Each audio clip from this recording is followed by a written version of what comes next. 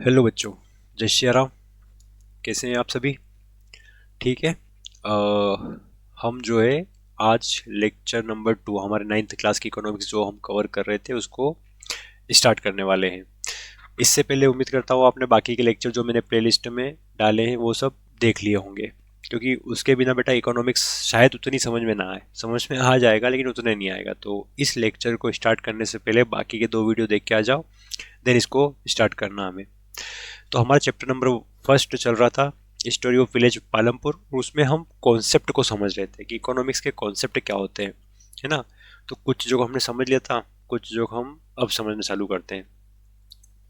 हमने last lecture में समझा था मल्टीपल क्रॉपिंग क्या होती है ना।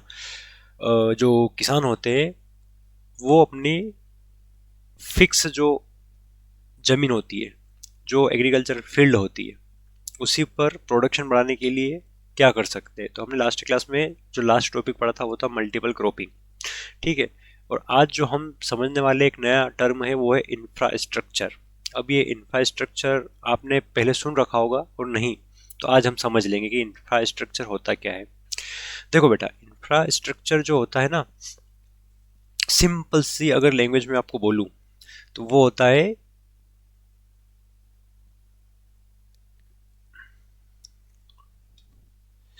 वो होता है जो सर्विस को भी सर्विस प्रोवाइड करे। अब आपको समझ तो आया नहीं होगा, सर्विस को भी सर्विस प्रोवाइड करे, बस ये लाइन याद रखना, बाकी आप समझ जाओगे अपने आप। अब सर्विस को भी सर्विस प्रोवाइड करे कैसे होगा? देखो, जैसे मान लो कोई भी इकोनॉमी है ना, एक पालमपुर गांव की बात करी जा रही है, लेकिन हम एक देश की बात करें तो कहते हैं वहाँ का इंफ्रास्ट्रक्चर अच्छा नहीं है, या किसी देश का इंफ्रास्ट्रक्चर बहुत अच्छा है, किसी राज्य का इंफ्रास्ट्रक्चर अच्छा नहीं है, किसी राज्य का इंफ्रास्ट्रक्चर बहुत अच्छा है। तो मैंने बोला था कि जो सर्विस को भी सर्विस प्रोवाइड करे उसी को हम इंफ्रास्ट्रक्चर बोलते हैं।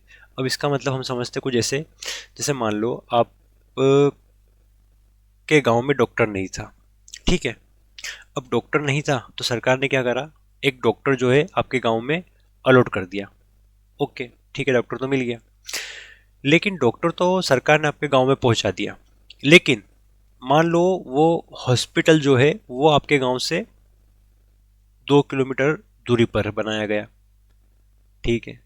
अब रात को आपको अचानक से कुछ इमरजेंसी पड़ी और आपको जाना है डॉक्टर के पास।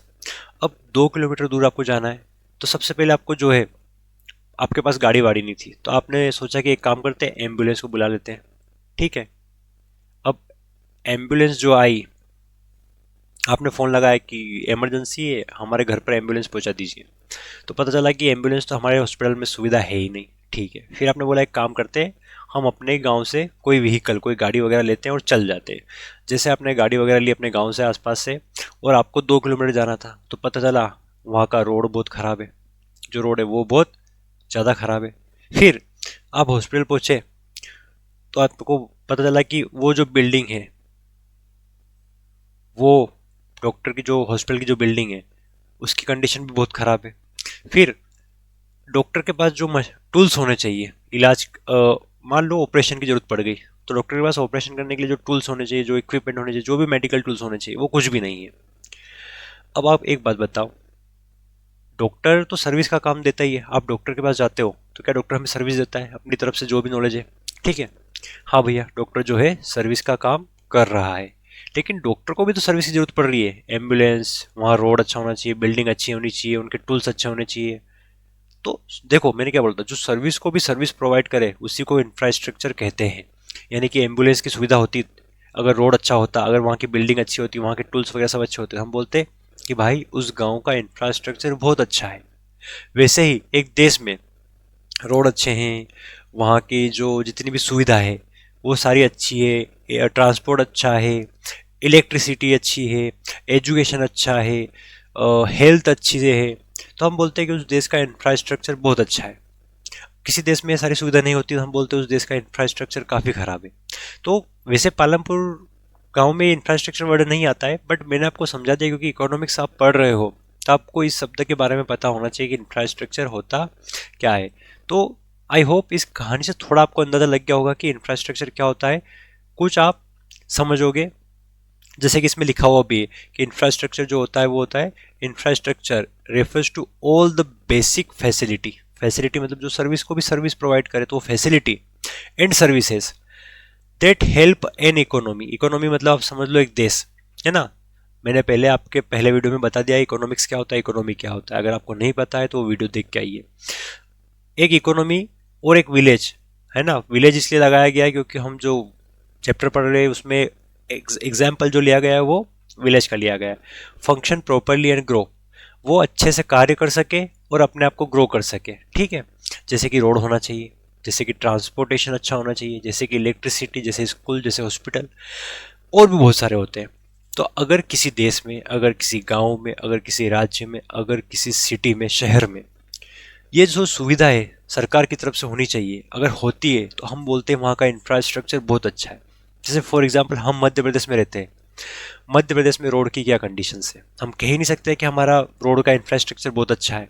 वहीं आप गुजरात में जाइएगा, क्योंकि गुजरात जो है समुद्र के पास में लगता है और वहाँ पर जो है एक देश से दूसरे देशों में इम्पोर्ट एक्सपोर्ट चलता रहता है। इसके चलते गुजरात की गवर्नमेंट ने अपने रोड को बहुत अच्छा कर दिया, यानी कि वहाँ का रोड के मामले में, हम ट्रांसपोर्ट के मामले में, रोड के मामले मतलब क्या, ट्रांसपोर्ट, हम कह सकते हैं कि ट्रांसपोर्ट का जो इंफ्रास्ट्रक्चर है गुजरात में काफ़ी अच्छा है।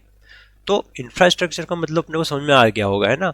जो कि प्रॉपरली कोई ऐसी सर्विस, ऐसी फैसिलिटी जो फंक्शन यानी कार्य को अच्छे से करवाने में हेल्प करे और ग्रोथ हो सके, तो ऐसी कंडीशन को ही जो है हम इंफ्रास्ट्रक्चर कहते हैं। तो ये आप समझ, उम्मीद करता हूँ समझ में आ गया होगा। अगला जो हमारा वापस से पालमपुर के रिगार्डिंग जो हमारा टॉपिक है वो है ग्रीन रिवॉल्यूशन।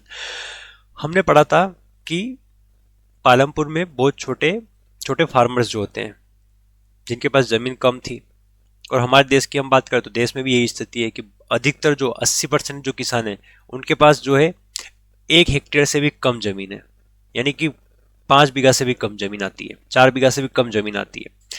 तो जो स्मॉल फार्मर्स हैं, है ना, वो प्रॉब्लम क्या आती थी कि वो प्रोडक्शन कैसे करें।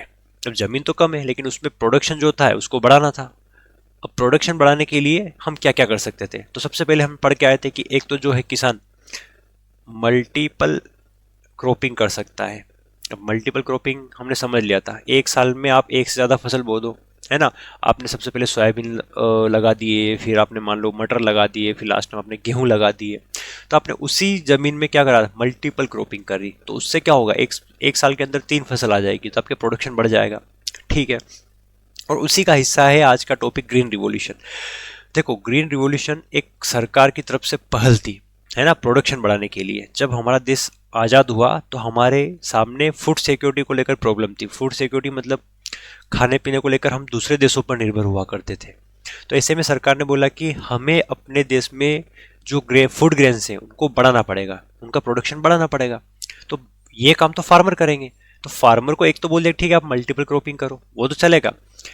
एक और चीज जो करी वो था सबसे इंपॉर्टेंट चीज, high yielding variety seeds, HYV seeds. High yielding variety seeds मतलब पहले जो बीज हुआ करते थे, है ना, सीड्स जो हुआ करते थे, बीज हुआ करते थे, उसमें क्या होता था कि जो फल आते थे, मान लो एक पौधा है, ठीक है, और उस पे जो फल आ रहे हैं वो सिर्फ मान लो 1 2 3 4 और 5, सिर्फ 5 फल आ रहे हैं, ठीक है। तो ये जो था हमारा बीज जो हमने बोया था 5 फल वाला, ये था पुराना। सरकार ने बोला है कि एक काम करते हैं, हम फार्मर्स को नया बीज देंगे। अब सरकार ने ये बीज नहीं बनाया था, ये तो जो एग्रीकल्चर साइंटिस्ट होते हैं उन्होंने बनाया था, है ना, जिसको हम बोलते हैं हमारे एरिया में क्या नाम भूल रहा हूँ मैं अभी उसका, अगर नाम आता है तो बोलूँगा, बताऊँगा फिर मैं आपको। तो जो सरकार ने था एक नया बीज ला के दिया जिसको बोला गया HYV सीड्स। अब उस बीज में क्या कि उस बीज को उगाने से उसी पौधे में बहुत सारे फल आ जाएंगे, फल या फलियां या फूल। तो क्या हुआ कि पहले जब एक बीज बो रहे थे तो उस पर सिर्फ 5 फल आ रहे थे, लेकिन अब जो बीज उगाए हमने उसमें तो मान लो 15 से 20 फल आ गए। तो हमने क्या करा, हमने ग्रीन रिवॉल्यूशन की मदद से बीजों में बदलाव करा और उन बीज की मदद से हमने जो खेती करी उसमें जो है हमारा प्रोडक्शन बढ़ने लगा। तो ग्रीन रिवॉल्यूशन बात करता है नए वैरायटी के बीजों की, नए वैरायटी के सीड्स की। लेकिन इतना आसान नहीं था बेटा। ग्रीन रिवॉल्यूशन को हमें अगर समझना हो तो अब जो नए बीज आए उसमें दिक्कत ये थी कि उसमें जो है इरिगेशन ज़्यादा चाहिए था, सिंचाई, पानी मतलब की व्यवस्था जो ज़्यादा चाहिए थी, इरिगेशन हमें ज़्यादा करना पड़ रहा था।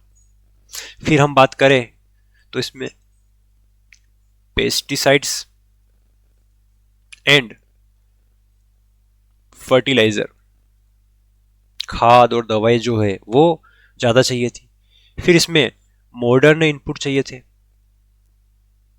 मॉडर्न इनपुट मतलब होता है जैसे ट्रैक्टर, सीड ड्रिल, ट्राली, तो क्योंकि सारी चीज़ें बदलनी थी हमें, वो चाहिए था। और इसमें जो है कॉस्ट यानी लागत जो है वो भी ज़्यादा थी, क्योंकि बीज खरीदने पड़ेंगे, जो इसके बीज है बेटा वो महंगे आएंगे। फिर अगर बीज ले भी लिए तो फिर उसमें सिंचाई की व्यवस्था करनी पड़ेगी, पानी ज़्यादा चाहिए होगा तो अपने को पूरे साल पानी का इंतजाम करके रखना पड़ेगा।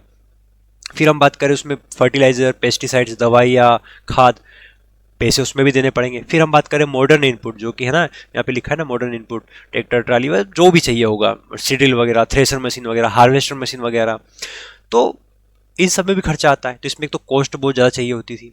तो ये था कहाँ न कहाँ सरकार की तरफ से एक स्कीम थी, पहल थी, ताकि फार्मर्स अपनी जो है प्रोडक्शन को बढ़ा सके। और फार्मर अपने प्रोडक्शन को बढ़ाएंगे तो एक देश का प्रोडक्शन बढ़ेगा और अपना देश जो बाकी देशों पर निर्भर कर रहा था वो निर्भरता खत्म होगी। और ऐसा हुआ भी सही। ग्रीन रिवॉल्यूशन से बहुत फर्क लाया हमने प्रोडक्शन में, है ना।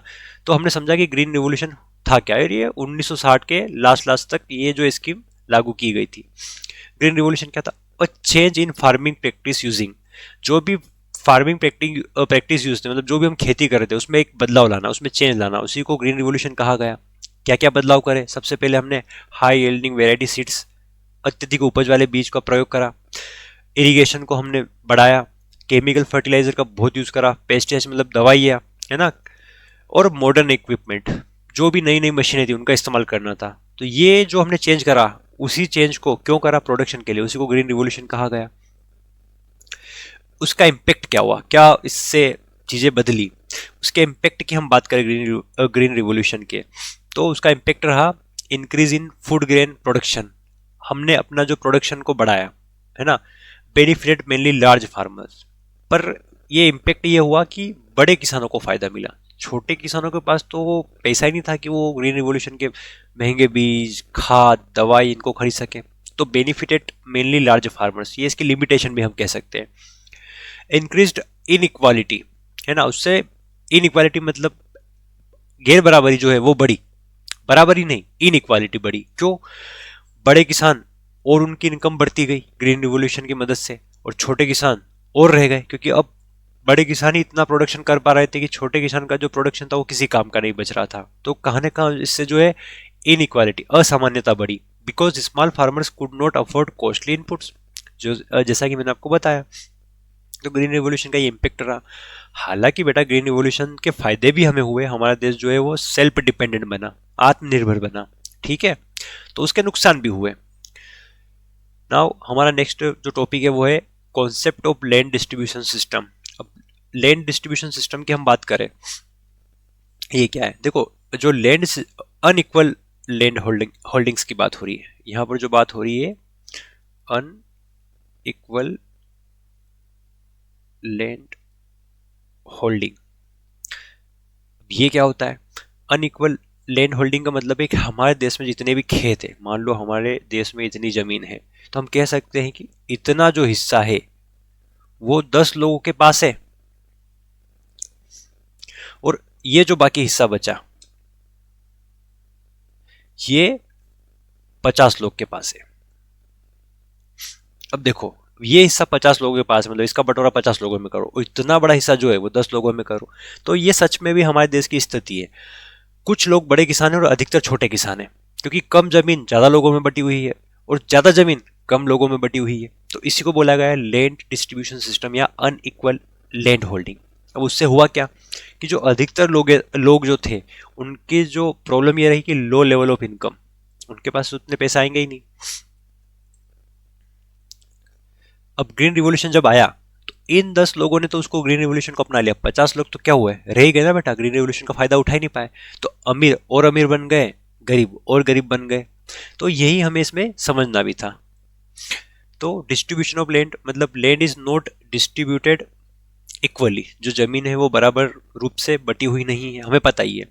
अ few families own large plots, कम लोग हैं, है ना। इसमें क्या लिखा है बेटा कि कम लोग जो है वो ज्यादा बड़े जमीन के हिस्से को आउन करते हैं, और many small farmers on less than 1 hectare. मैंने बोला था लगभग हमारे देश में 75 से 80% जो लोग हैं वो 4 या 5 बीघा से भी कम, यानी 1 हेक्टेयर से भी कम जमीन जो है यूज कर रहे हैं, उनके पास है।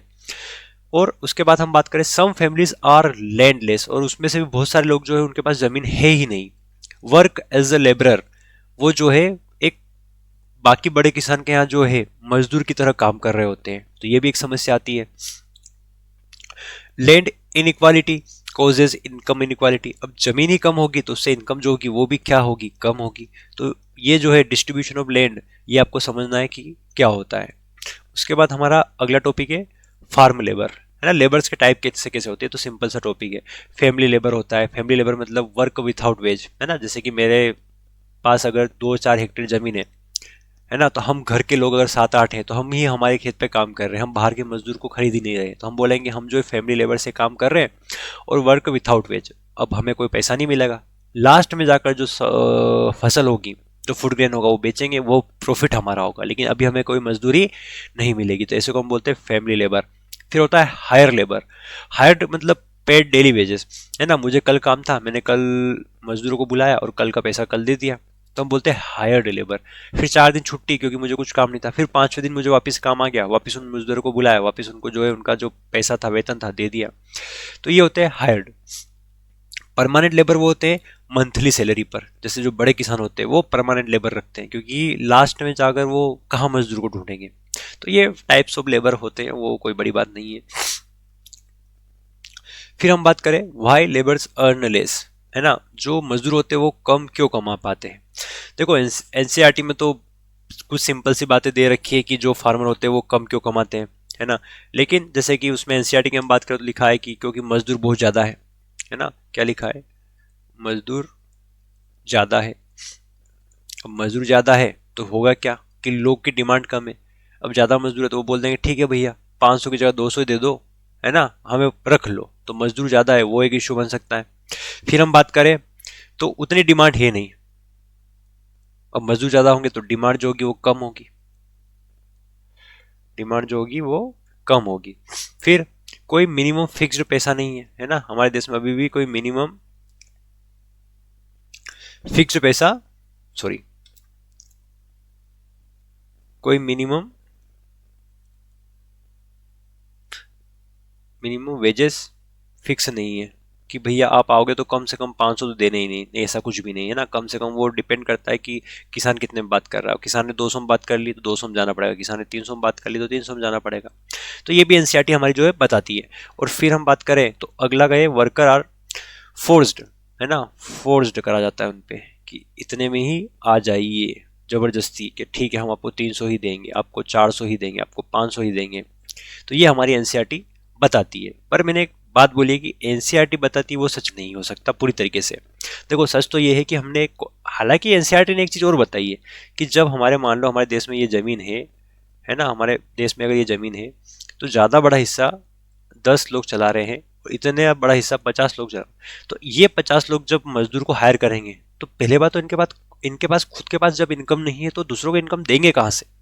तो सरकार जब इनके पास पैसे नहीं बढ़ाएगी तो मजदूर, क्योंकि ज़्यादातर मजदूर तो इनको भी बुलाएंगे ना, 50 लोग भी बुलाएंगे, ये भी बुलाएंगे, ये तो दे देंगे। लेकिन ये फायदा उठाते हैं कि जब 50 नहीं दे रहे तो हम क्यों दें, है ना। ये सच है, ये वास्तविकता है। लो लेवल ऑफ इनकम एक मेन कारण बनता है कि मजदूरों के पैसे आज तक क्यों नहीं बढ़े। पर क्योंकि ये तो बेटा रियल मुद्दा कर दिया तो ये तो क्यों ही सरकार क्यों ही लिखेगी, इसमें तो सरकार की पोल खुल जाएगी ना। खैर हमारा जो अगला टॉपिक है वो है वाई लेबर्स अर्न लेस। ये हमने देख ही रखा है, too many labours are available, low demand for labour, no fixed minimum wages in many areas and workers are forced to accept low wages. तो ये कुछ चीज़ें आप जो है याद कर लेना, लिख लेना। फिर हम बात करें हमारे next capital requirement and credit. Capital requirement, अब कैपिटल का मतलब यहाँ पर पैसे से है, ठीक है, पैसा। अब खेती करो, चाहे आप कोई भी बिजनेस करो, आप कुछ भी काम करो, पैसा तो चाहिए होगा, तो उसी को बोला गया कैपिटल रिक्वायरमेंट। अब पैसा कहाँ से मिलता है? तो पैसा या तो किसी व्यक्ति के पास ऑलरेडी है ना, इन कैश, तो अच्छी बात है। अगर कैश नहीं है तो बोलो क्या करेंगे, तो बोले लोन उठा लेंगे, तो लोन को ही यहाँ पर बोला गया क्रेडिट। क्रेडिट पर हम गांव की मदद से समझेंगे कि ये जरूरी क्यों होता है।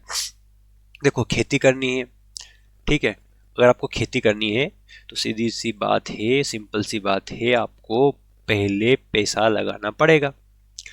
आप पहले पैसा लगाओगे और जब लास्ट में जाकर प्रोडक्शन जो हमारा होगा और उस प्रोडक्शन के बदले में हमें प्रॉफिट मिलेगा, लेकिन पहले तो हमें पैसा चाहिए होगा। पहले हमें बीज खरीदने हैं, हमें मजदूर चाहिए, हमें मॉडर्न इनपुट जैसे कि ट्रैक्टर, थ्रेशर मशीन, सीड्रिल, इन सबको पैसा देना पड़ेगा। जब हम पैसा लगाएंगे तब जाके हमारा लास्ट में प्रोडक्शन आएगा। तो आप पूरे देश में कोई भी प्रोडक्शन ले लो, चाहे फैक्ट्री की बात कर लो, तो पहला पैसा लगाना पड़ता है और तब जाके हम प्रोडक्शन करते हो, तब जाके हमें पैसा मिलता है। तो वो जो पैसा लगाने की बात हो रही है वो आएगा कहाँ से, है ना? तो क्रेडिट का मतलब लोन, यहाँ इनकी बात हो रखी है, हमें उसी को समझना है। तो हम बात करें कैपिटल रिक्वायरमेंट क्यों होती है ना?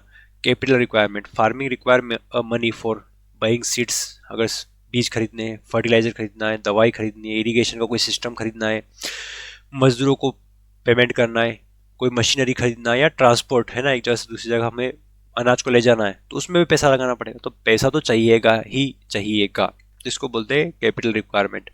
नाउ क्रेडिट की जरूरत होती है, क्रेडिट मतलब लोन। तो लोन कैसे मिलेगा? देखो बेटा, लोन की हम बात करें ना, तो लोन के जो सोर्स होते हैं वो दो होते हैं, एक होता है फॉर्मल, एक होता है इनफॉर्मल। एक होता है फॉर्मल और एक होता है इनफॉर्मल। फॉर्मल की हम बात करें तो जैसे कि बैंक हो गया, पहले आप समझो, पहला है फॉर्मल सोर्स और दूसरा है इनफॉर्मल सोर्स। फॉर्मल सोर्स में क्या आएगा? देखो, पहले हम बात करें फॉर्मल सोर्स की। फॉर्मल सोर्स वो होता है जिसमें डॉक्यूमेंट चाहिए होते हैं, लीगल तरीके से सरकार ने जो नियम कानून बनाए गए उसके हिसाब से जो लोन मिलता है ना, धोखाधड़ी का कोई चांस नहीं रहता उसमें, तो उसको बोलते हैं फॉर्मल सोर्स। याद रखना, है ना, जिसमें रूल्स एंड रेगुलेशन के हिसाब से काम करते हैं उसको। इनफॉर्मल का मतलब होता है कोई रूल्स नहीं, कोई रेगुलेशन नहीं, है ना। कितना आपको ब्याज देना पड़ेगा वो पहले नहीं बताएंगे। जब आप पैसे देने गए तो उन्होंने बोला कि नहीं, हमें तो 5% ब्याज चाहिए होगा, भले ही बात 2% में हुई थी। तो इसको बोलते हैं इनफॉर्मल सोर्स। और फॉर्मल मतलब जैसे बैंक में आप गए तो बैंक तो आपको पहले बता देगा कि भाई साहब हम आपको इतना पैसा देंगे, ये डॉक्यूमेंट हम रखेंगे, ये आपको गारंटी देंगे और आपको इतना ब्याज देना पड़ेगा, तो सब कुछ आपको पता है। तो हम बोल सकते हैं कि जो बैंक है वो तो हमारा फॉर्मल सोर्स हो गया। लेकिन आप मान लो गांव से ही किसी लैंडलॉर्ड, है ना, कोई गांव में बड़ा जमींदार था, जिसको हम बोल सकते जमींदार, आप उसके पास पैसे लेने चले गए, तो जमींदार ने बोला ठीक है पैसे ले जाओ, है ना, ब्याज तो बोले ठीक है 2% दे देना। अब आपने 1 लाख लिया, आप गए, अब आप आ रहे हो 1 साल बाद, तो वो बोल रहा है कि मैंने तो आपको 2 लाख दिए थे, क्योंकि डॉक्यूमेंट तो कुछ थे ही नहीं। बैंक में तो सब कुछ डॉक्यूमेंट रहते हैं, वहां पे लिखा हुआ रहता है कि 1 लाख ले जा रहे हो, वहां तो 2 लाख था, उसने बोला कि 2 लाख था और 5% पे ब्याज लगा था, अब दीजिए। तो इसको बोलते हैं इनफॉर्मल सोर्स, जहां पर सिक्योरिटी कुछ भी नहीं होती, जहां पर आपके साथ एक्सप्लॉयटेशन हो सकता है, शोषण हो सकता है। लेकिन फॉर्मल सोर्स में ब्याज, एक तो ब्याज कम मिलता है, रूल्स एंड रेगुलेशन होते हैं, डॉक्यूमेंट वेरीफाई होते हैं और सब कुछ होता है। समझ में आ रहा है ना बेटा? तो एक होता है फॉर्मल, एक होता है इनफॉर्मल। तो ये सोर्स ऑफ क्रेडिट हमारे देश में चलते हैं, तो ये अपने को समझना है। सोर्स ऑफ क्रेडिट की हम बात करें, देखो पहले है फॉर्मल, पहले क्या है? Formal source. फॉर्मल सोर्स में क्या क्या आता है? बैंक्स आती हैं, फिर क्या आता है? कॉर्पोरेटिव्स आता है। कॉर्पोरेटिव्स का मतलब आप समझ लो, कुछ लोग आपस में मिलकर, सरकार के साथ मिलकर कुछ पैसे आपस में इकट्ठा करते हैं और जिसको जरूरत होती है उस ग्रुप में, वो आपस में बांट लेते हैं और वो बहुत कम ब्याज रखते हैं। तो ऐसे को हम कॉर्पोरेटिव सोसाइटी भी बोलते हैं। और अपने गांव में सुना भी होगा सोसाइटी से पैसे उठाए। तो सोसाइटी मतलब कुछ लोगों का ग्रुप होता है जहाँ पर सरकार भी हेल्प करती है और आपस में मिलकर ये जो है लोन वगैरह का काम कर रहे होते हैं। तो ये होता है कॉर्पोरेटिव, वो भी एक फॉर्मल्स, क्योंकि गवर्नमेंट्स के साथ मिलकर काम करोगे मतलब आपको रूल्स एंड रेगुलेशन को फॉलो करना पड़ेगा, ठीक है। लोअर इंटरेस्ट, यहाँ पर जो ब्याज कम रहता होता है तो वो भी फॉर्मल सोर्स ही होगा। पेपर रिक्वायरमेंट होती है ना, और सेफ लोन होते हैं, ये लोन जो होते हैं जनरली सेफ होते हैं, तो ये होते हैं फॉर्मल क्रेडिट सोर्स। इनफॉर्मल की हम बात करें तो क्या क्या होता है, जैसे मनी लेंडर हो गया, है ना, वो जो गांव में जमींदार वगैरह मनी लेंडर होते हैं ना, वो ट्रेडर्स, कोई व्यापारी हो गया हमारे गांव में बड़ा या हमारे शहर में, तो वो। अब मैं गांव इसलिए बोल रहा हूँ क्योंकि ये जो हमारा एनसीईआरटी है उसमें विलेज पालमपुर को मानकर सब कुछ समझाया गया, अदरवाइज ये जो जितनी भी चीज़ें ना ये पूरे इंडिया लेवल पर काम कर रही होती है, ओके। फिर हम बात करें हमारे फ्रेंड्स, हमारे रिश्तेदार, और ये जो होते हैं बहुत ज़्यादा ब्याज को लेते हैं, है ना। पुअर फार्मर्स, एक लाइन लिखी है एनसीईआरटी में, poor farmers mostly takes informal loans, क्योंकि गांव में इतनी सुविधा होती नहीं है और जो गरीब किसान होते हैं वो अधिकतर इनफॉर्मल सोर्स ऑफ लोन लेते हैं, लेक ऑफ डॉक्यूमेंट, जहाँ पर कोई डॉक्यूमेंट तो होता ही नहीं है, ऑफ्टन फॉल इनटू डेप्ट, और वो जो होते हैं डेप्ट में फंस जाते हैं, डेट मतलब कर्ज में, है ना। वो लोन चुका ही नहीं पाते, ब्याज ब्याज भी इतना बढ़ जाता है, वो सोचते हैं कि इतना हम देंगे, फिर पता चला कि ब्याज तो और ज़्यादा लग गया, फिर अगले साल हम खेती करेंगे अच्छे से, पता चला ब्याज तो और ज़्यादा बढ़ गया। तो ये कर्ज में अक्सर जो है डूब जाया करते हैं, और अपन सुनते हैं ना आए दिन के किसान ने आत्महत्या कर ली, आत्महत्या कर ली। तो ये इतना आसान होता नहीं है बेटा, है ना, ठीक है। तो बस आज के टॉपिक इतने ही ख़त्म होते हैं। तो उम्मीद करता हूँ आज के टॉपिक हमने समझे होंगे, और अगला लेक्चर बहुत जल्दी लाने वाले हैं हम। नेक्स्ट देखो, हर वीक में मैं एक ही लेक्चर ला रहा हूँ ताकि आप भी अच्छे से फ्री होकर पढ़ सकें, ठीक है। अब अगले वीक में मैं वापस, और हम आराम से इजीली कवर कर लेंगे 9th की एनसीईआरटी को, तो आपको फिक्र नहीं करनी है, बस आप फॉलो करें, बने रहिए साथ में। Thank you.